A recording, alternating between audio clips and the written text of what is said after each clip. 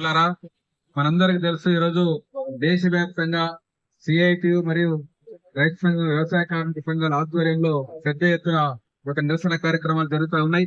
అఖిల భారత స్థాయిలో ఈరోజు బంద్ కూడా పిలుపునివ్వడం జరిగింది.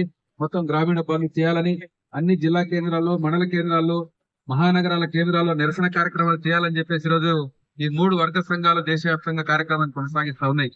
ఇందులో భాగంగానే హైదరాబాద్ రాజధాని కేంద్రంలో ఆర్టీసీ క్రాస్ రోడ్ లో జరుగుతున్న ఈ కార్యక్రమం సందర్భంగా కేంద్ర ప్రభుత్వానికి ఒకటే చెప్పదలుచుకున్నాం. అయితే విబిజీ రామ్జీ పేరిట గ్రామీణ ఉపాధి హామీ పథకాన్ని పేరు మార్చడమే కాదు, దాని స్వభావాన్ని మార్చారు, లక్ష్యాన్ని మార్చారు. అంతిమంగా పేద వ్యవసాయ కార్మికులకు అందాల్సినటువంటి అనేక రకాల ఫలితాలను పూర్తి స్థాయిలో రద్దు చేసే కార్యక్రమాన్ని తీసుకుంటా ఉన్నారు. ముఖ్యంగా వ్యవసాయ సీజన్స్ లో 2 నెలల పాటు మొత్తంగా కూడా ఈ యొక్క పని బంద్ పెట్టేటువంటి కార్యక్రమాన్ని, ఉపాధి హామీ పథకాన్ని బంద్ పెట్టే కార్యక్రమాన్ని ప్రభుత్వం ఒక డైరెక్షన్ తీసుకున్నది.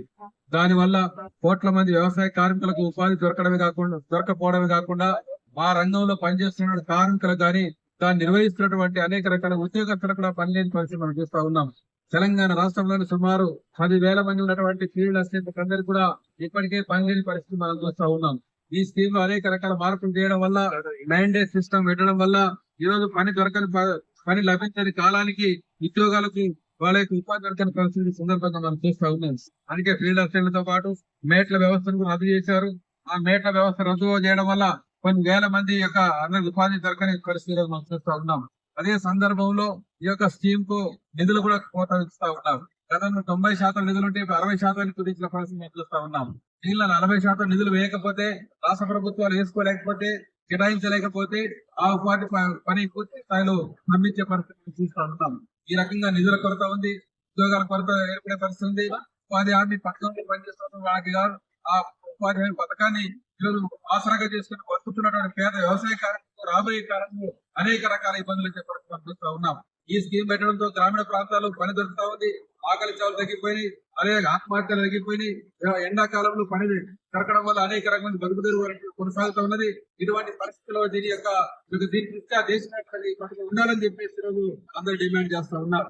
ఆనాడు కమ్యూనిస్టుల పోరాటం, వామపక్షాల యొక్క సపోర్ట్ వల్ల తీసుకొచ్చిన ఈ స్కీమ్ ని మళ్ళీ ఇప్పుడు బీజేపీ గవర్నమెంట్ తీసుకొచ్చి దీన్ని పూర్తి స్థాయిలో రద్దు చేసే కార్యక్రమం చేస్తా ఉన్నది. దీనికి వ్యతిరేకంగా సిఐటి అనేక రకాల పోరాటాలు, ఉద్యమాలు, రైతు సంఘంతో, వ్యవసాయ కార్మికులతో కలిసి ఉద్యమాలు కొనసాగిస్తా ఉన్నది. అందుకే ఈ రోజు ఈ యొక్క పథకాన్ని కాపాడుకోవాల్సిన బాధ్యత మొత్తం దేశంలోని ప్రజలపైన ఉంది, వ్యవసాయ కార్మికుల పైన ఉంది, రైతాంగం పైన ఉంది, కార్మిక వర్గం పైన ఉంది. ఎందుకంటే కార్మిక వర్గం కూడా ఈ రోజు అనేక రకాలుగా పోరాటాలు, ఉద్యమాలు చేస్తూ ఉన్నాయి. బీజేపీ అధికారంలోకి వచ్చిన తర్వాత, మోడీ వచ్చిన తర్వాత ముఖ్యంగా మొత్తం కూడా ఈ చట్టాలన్నింటినీ మార్చే కార్యక్రమం తీసుకుంటున్నాడు. ఒక మహాత్మా గాంధీ గ్రామీణ ఉపాధి హామీ పథకమే కాదు, మొత్తం కార్మిక చట్టాలు 44 చట్టాలు ఉంటే అందులో 29 చట్టాలు పెట్టేసి 4 లేబర్ కోడ్లు తీసుకొచ్చి మొత్తం కార్మిక వర్గానికి ఈ రకంగా అనేక రకాల హక్కులు కాలరాసే పరిస్థితులు చూస్తా ఉన్నాం. అలాగే వ్యవసాయ చట్టాలు తీసుకొచ్చి వ్యవసాయ రైతాంగానికి ఉన్నటువంటి అనేక హక్కులు కాలరాసిన పరిస్థితి మనం చూస్తా ఉన్నాం. అలాగే విద్యుత్ సవరణ చట్టాన్ని తీసుకొచ్చి విద్యుత్ రంగాన్ని పూర్తిగా ప్రైవేటీకరించే కార్యక్రమం తీసుకునే పరిస్థితి మనం చూస్తా ఉన్నాం. నూతన విద్యా విధానం పేరిట మొత్తం విద్యా వ్యవస్థను ధ్వంసం చేసి కార్పొరేట్లకు అప్పగించే పద్ధతిలో ఒక విద్యా వ్యవస్థను నూతన విద్యా విధానం మనం చూస్తా ఉన్నాం. అలాగే ప్రభుత్వ రంగ సంస్థలన్నీ కూడా ప్రైవేటీకరించి అవి కూడా పెట్టుబడిదారులకు అదాని లాంటి వాళ్లకు కట్టబెట్టే కార్యక్రమాలు చేస్తా ఉన్నారు. నేషనల్ మానిటైజేషన్ పైప్ లైన్ పేరిట ఈ రోజు ఒక 6 లక్షల కోట్ల విలువైనటువంటి ప్రభుత్వ రంగ ఆస్తుల్ని ఈరోజు ప్రైవేట్ వాళ్ళకి కట్టబెట్టే కార్యక్రమం మూడు తీసుకొస్తే చూస్తా ఉన్నాం. అందుకే ప్రభుత్వ రంగ సంస్థలు ప్రైవేట్ అయిపోతా ఉన్నాయి.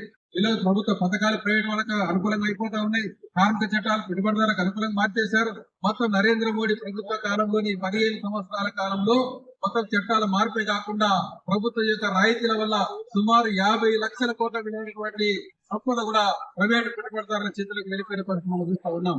అందుకే ఈ ప్రభుత్వ విధానాలకు వ్యతిరేకంగా ఈ దేశంలోని కార్మికులు, కర్షకులు, వ్యవసాయ కార్మికులు అందరూ కలిసి కట్టి సంఘటితంగా పోరాడి ఈ విధానాన్ని తీసుకోవడానికి అవసరం ఉందని భావించే ఈరోజు దేశవ్యాప్తంగా ఒక గ్రామీణ బంధు కార్యక్రమానికి సిఐటి బలపరుస్తూ ఈ కార్యక్రమాలు జయప్రదం చేయాలని చెప్పి పాల్గొంటా ఉందని చెప్పి తెలియజేస్తూ ముగిస్తున్నాను.